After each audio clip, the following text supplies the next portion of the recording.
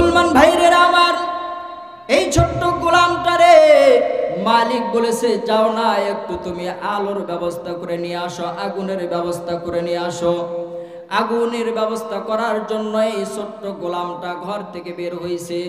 ঘর থেকে বের হওয়ার সাথে সাথে এমন একজন জুব্বা পরা, পাগড়ি মাথায় আছে, জুব্বা দাড়ি পরা, সুন্দর চেহারা একজন মুরব্বী বাবার সাথে তার সাক্ষাৎ হয়েছে। মুরব্বীর সাথে যখন দেখা হয়েছে বলতেছে, হে বাচ্চা তুমি কোথায় যাও, কোথায় যাও, কোথায় যাও? ওই ছোট বাচ্চা বলছে, আমার মুনিবের স্ত্রীর বাচ্চা প্রসবের সময় হয়েছে, এই জন্য আমাকে একটু আগুন নিয়ে আসার জন্য পাঠাইছেন, এই জন্য আমি আগুন নিয়ে আসার জন্য যাইতেছি। ওই আল্লাহর ওলি, ওই যে মুরব্বী, ওই ছোট বাচ্চাটারে বলতেছে, এ বাচ্চা শোন শোন, যেই বাচ্চার জন্য, যেই সন্তানটার জন্য তুই আগুন নিয়ে আসার জন্য যাইতেছো, এইটা মিয়া সন্তান, এই সন্তানটা দুনিয়াতে 100 পুরুষের সাথে জিনা করবে, 100 পুরুষের সাথে জিনা করবে। জোরে কন নাউজুবিল্লাহ। এই ছোট বাচ্চাটা বলতেছে, হাই হাই, এটা কি বললো? তাহলে তো এরে আর আমার বেঁচে থাকার কোনো প্রয়োজন নাই, এরে তো আমি আর বাঁচায় রাখবো না। সে আগুন না নিয়ে সোজা মুনিবের ঘরের ভিতরে প্রবেশ করেছে। প্রবেশ করে দেখে সন্তান এক জায়গায় শুয়ে আছে, আর তার মুনিবের স্ত্রী এই যে প্রসবের ব্যথায় কাতরাচ্ছে। সে এমন সময় তার কোমরে একটা ছুরি ছিল, ছোট ছুরি ছিল, এই ছুরিটা দিয়ে ওই ছোট্ট শিশু 1 ঘন্টা বা 5 মিনিটের শিশুর পেটের ভেতর ছুরি দিয়ে মারি দিয়েছেন। সুবহানাল্লাহ বলবেন না? ছুরি আঘাত করার সাথে সাথে তার ভুঁড়িগুলো সবগুলো বের হয়ে চলে আসছে। এখন সে চিন্তায় পড়ে গেল, আহারে এই ছোট বাচ্চা কান্না করছে, আমি যে মারলাম, আমাকে যদি জিজ্ঞেস করে কেন তুমি মারলা, যদি আমি বলি সে বড় হইলে 100 পুরুষের সাথে জিনা করবে, এটা তো কেউ বিশ্বাস করবে না। অতএব যাই, যেই মুরব্বী আমার এটা বললো, আমি তার কাছ থেকে শুনে আসি এর ঘটনা আসলে কদ্দুর কি। মুসলমান ভাইরেরা আমার, ওই ছোট বাচ্চা ঘর থেকে দৌড় দিয়েছেন ওই মুরব্বী আল্লাহর ওলির সাথে সাক্ষাৎ করার জন্য, আল্লাহর ওলির সাথে দেখা করার জন্য। যে আল্লাহর ওলিকে বলবে, ওগো আল্লাহর ওলি, আপনি যে বললেন এই ছোট বাচ্চাটা এই বড় হইলে 100 পুরুষের সাথে জিনা করবে, আপনি যেটা বললেন এটার প্রমাণ কি, এটার দলিল কি, এটা জিজ্ঞাসা করার জন্য ঘর থেকে দৌড় দিয়ে বাইরে চলে এসেছে। ও ওমরের যুবক ভাই, ও বদরালের মা, যেই ছোট বাচ্চাটা ঘর থেকে বের হয়ে দেখে ওই যে আল্লাহর ওলি আর সেখানে নাই, টেনশনের মধ্যে পড়ে গেল, কি করব এখন? সে ওই মুনিবের বাড়ি থেকে দূর, বহু দূর, 100 কিলোমিটার পর্যন্ত চলে গেছেন। এলাকার মধ্যে আর সে নাই, অনেক দূর চলে গেছে, অনেক দূর চলে গেছে। বাপজান, কথাটা খুব সংক্ষেপে শেষ করে দিতেছি। অনেক দূর যাওয়ার পর এইদিকে এই ছোট্ট বাচ্চা, তার মা খেতা সেলাই করার সুই সুতা দিয়ে তার পেটটা, চামড়া দুইটা একত্রিত করে দিয়ে সেলাই করে দিয়েছেন। এরপরে তার পেট, ওই ছোট্ট বাচ্চার পেটটা আল্লাহ তাআলার কুদরত, আল্লাহ তাআলা ভালো করে দিয়েছেন। সুবহানাল্লাহ বলেন না?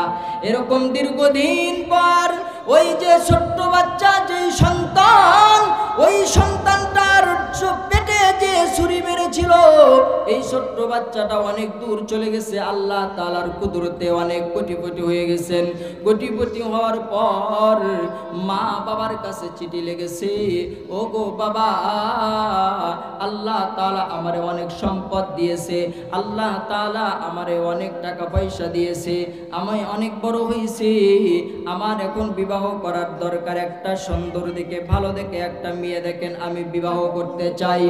মুসলমান ভাইরেরা আমার, ওই বাচ্চাটা বড় হওয়ার পর, অনেক অর্থের মালিক হওয়ার পর মা বাবার কাছে চিঠি লিখেছে, আমি বিবাহ করতে চাই, আমার জন্য একটা সন্তান, আমার জন্য সুন্দর একটা মেয়ে আপনারা দেখবেন মা বাবা মেয়ে দেখে তার বিবাহ ঠিক করে ফেলেছেন। বাসর রাতে যখন ঢুকেছে, বাসর ঘরে ঢোকার পর ওই যে মেয়ের পেট যখন দেখেছে চাকুর আঘাত আছে, সেলাই করা আছে, এই মেয়েরে দেখে বলতেছে, স্বামী বলতেছে, স্ত্রী গো তোমার পেটে আমি যে দাগটা দেখতে পাইতেছি এটা কিসের দাগ, একটু তুমি বলো বলো কিসের দাগ, এই দাগটা কিসের দাগ? তখন ওই স্ত্রী বলতেছে, আমি যখন যেই দিন জন্মগ্রহণ করি আমার বয়স তখন একদিনের বাচ্চা, আমি আমাদের বাসায় একজন গোলাম ছিল, আমাদের বাসায় একজন ক্রীতদাস ছিল, সে আমার পেটের ভিতরে চাকু মেরেছে, মেরে পালায় গিয়েছে, কিন্তু আল্লাহ তাআলার কুদরতে আল্লাহ তাআলা আমারে বাঁচিয়ে রেখেছেন। সুবহানাল্লাহ। এই কথা শোনার পর এই যুবক বলছে, তাইলে তো আমার আরো দুইটা জিনিস জানার প্রয়োজন, যেহেতু ওই আল্লাহর ওলি বলেছিল যে সে 100 পুরুষের সাথে জিনা করবে, 100 পুরুষের চরিত্র নষ্ট করবে, যেহেতু সে বেঁচে আছে তাহলে আমার একটু জানার দরকার, কৌতূহল জেগেছে, আমি জানবো। ওই যুবককে আল্লাহর ওলি আরো একটা কথা বলেছিল, সে তো 100 পুরুষের সাথে জিনা করবে তো করবে, এবং তার মৃত্যু হবে একটা মাকড়সার কারণে। সুবহানাল্লাহ বলেন না?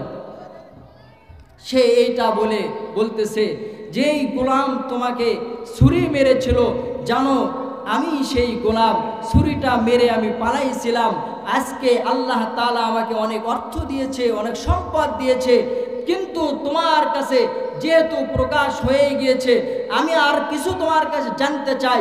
ওই আল্লাহর ওলি আমাকে বলেছিল যে তোমার মৃত্যুটা হবে একটা মাকড়সার কারণে, এটা আমার জানা দরকার।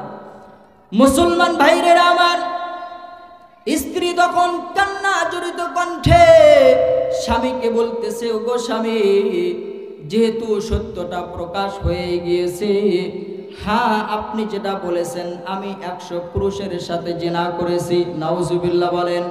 আল্লাহর ওলি বলেছিল এই মহিলা 100 পুরুষের সাথে জিনা করবে, এর সত্যটা আমি পাইলাম। যুবক বলে, তাহলে শোনো, ওই আল্লাহর ওলি আমাকে আরেকটা ভবিষ্যৎবাণী দিয়েছে, তোমার মৃত্যুটা হবে একটা মাকড়সার কারণে। আমি এটাও জানতে চাই, এটাও দেখতে চাই যে তোমার মৃত্যুটা কিভাবে একটা মাকড়সার কারণে হয়, এটা আমি দেখতে চাই। ওই যে এই কথা বলার পর স্ত্রী স্বামীকে বলতেছে, ও গো স্বামী গো, আমি আল্লাহ তাআলার কাছে তওবা করেছি, আল্লাহ কি আমারে মাফ করবে না? আল্লাহ কি আমারে মাফ করবে না? আমি আর জীবনে কোনো গুনার কাজ করব না। ও গো স্বামী, তোমার কাছে আমার একটা আবদার, তোমার কাছে আমার একটা দাবি, তোমারে তো আল্লাহ তাআলা অনেক সম্পদ দিয়েছে, তোমারে তো আল্লাহ তাআলা অনেক সম্পদের মালিক বানাইছে, তাহলে আমি তোমার কাছে এমন একটা দাবি করতে চাই, যেই জায়গায় মাকড়সা ঢুকবে না এমন একটা ঘর আপনি আমারে বানিয়ে দেন, কাচের একটা ঘর বানিয়ে দেন, যার চতুর্দিক দিয়ে কাচের গ্লাস দ্বারা ফিট করা থাকবে, যেখানে একটা ছোট্ট পিপিলিকাও ঢুকতে পারবে না, এমন একটা ঘর আপনি আমারে বানিয়ে দেন, যাতে মাকড়সা ঢুকতে না পারে, আর ওই মাকড়সার কারণে আমার মৃত্যুটাও না হয়। সুবহানাল্লাহ বলেন।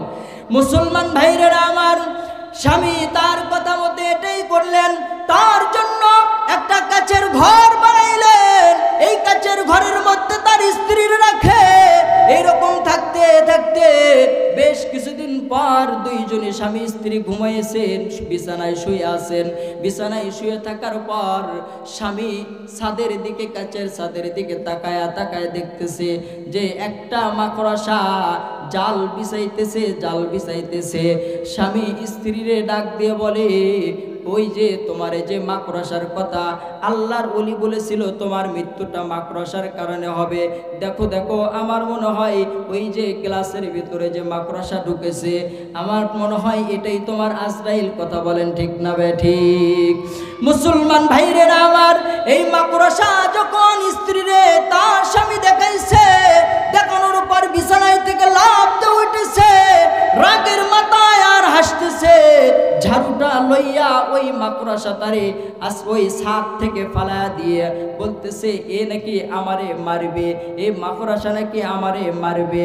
এই কথা বইলে মাকড়সা তারে নিচে ফালায়া দিয়ে বারবার ঝাড়ু দিয়ে কুবাইতেছে, তারপরও তার রাগ থামে না যে তুই নেই আমারে মারবি, নে তোর চান নেই তুই পারবি না। এ কথা বলার পর মাকড়সাটা মারার পর রাগ আর থামে না, নিজের পা দিয়ে নিজের পা মুবারক দ্বারা ওই মাকড়সাটারে যখন ডলাডলি শুরু করেছে, আসলেই বলেন তো দেখো এটা মাকড়সা না আজরাইল? চিৎকার করে বলেন মাকড়সা না আজরাইল? আরো জোরে বলতে হবে বাবা মাকড়সা না আজরাইল? ঘরটা কিসের ঘর জোরে বলেন? কাচের ঘর বানাইছে যাতে এখানে মাকড়সা না ঢুকতে পারে। বলেন তো সিন্ধুকের মধ্যে ঢুকলেও কি আজরাইল সেখানে যাইতে পারবে কিনা? কাচের ঘরের মধ্যেও কি আজরাইল যাইতে পারবে কিনা? মুসলমান ভাইরেরা আমার কথাটা বোঝার চেষ্টা করবেন। রাগের মাথায় ওই মাকড়সাটারে এমন ভাবে পা দিয়ে ডলতেছে, মাকড়সার একটা পায়ের যে চিকন চিকন তার পা গুলো আছে, আল্লাহ তাআলার কুদরতি ভাবে এই মাকড়সার একটা পা তার পায়ের ভিতর কাটার মতো ঢুকে গেছে। কাটার মতো ঢোকার সাথে সাথে এমন বেদনা, ব্যথার জ্বালা যন্ত্রণা শুরু হয়েছে, এমন ব্যথা, কারণ এটা তো দুনিয়ার কোনো মাকড়সা নয় রে ভাই, এটা তো হলো আজরাইল নামক মাকড়সা। কথা কোন ঠিক না বে ঠিক? এই সামান্য চিকন কাটা তার পায়ের মধ্যে ঢোকার সাথে সাথে তার পা ব্যথা শুরু হইতেছে, পুরো শরীর ব্যথা হইছে, পুরো শরীরটা কালো হইছে। কালো হইতে হইতে ওই যেই কাচের ঘর বানাইছিল যে মাকড়সা যাতে না আসতে পারে, ওই ঘরের ভেতরে তার মৃত্যুটা হয়েছে। চিল্লায় বলেন আল্লাহু আকবার। আরো জোরে বলেন আল্লাহু আকবার। জোরে বলেন তো এই মৃত্যুটা কার হাতে? এ রৌমারের যুবক ভাই, ইমানের আওয়াজ দিয়ে বলেন তো মৃত্যু কার হাতে? আরো উচ্চ আওয়াজে মালিক রে ডাকেন তো, আমাদের মালিক কে? যতগুলো মানুষ আছেন একসাথে মালিক রে ডাকবেন। ডাকলে কি সমস্যা? এ বন্ধু আজকে ইশারের নামাজ কে কে করেছে হাতটা উঠাই বলেন তো, বলা যাবে নামাজ কবুল হয়েছে? বলেন, বলতে পারবেন কেউ? হজ করেছে 6 লক্ষ 7 লক্ষ টাকা দিয়ে, কবুল হয় বলা যাবে? জোরে বলেন বলা যাবে? আমি এত বছর পর্যন্ত হজ করলাম, নামাজ করলাম, কবুল হয়েছে কিনা জানি না, কিন্তু রৌমারীর মানুষ কথাটা শুনবেন, দিল থেকে মোহাব্বত লইয়া একটা ডাক যদি মালিককে খুশি করতে পারেন, একটা ডাক যদি মালিক খুশি হয়ে যায়, জীবনের গুনাহগুলো মাফ করে দে, আল্লাহ তাআলা আমারে আপনারে জান্নাত দান করে দিবেন।